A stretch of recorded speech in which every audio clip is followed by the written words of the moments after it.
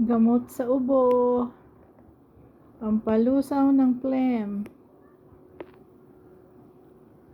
Yan ang uso ngayon, yung hinuhulog sa tubig.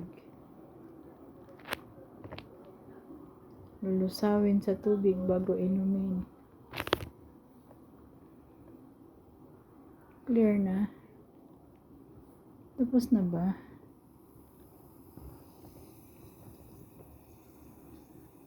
Ngayon pa, meron pang konti. Nakalutang na siya. Yun o. Patapos na yung kanyang paglusaw.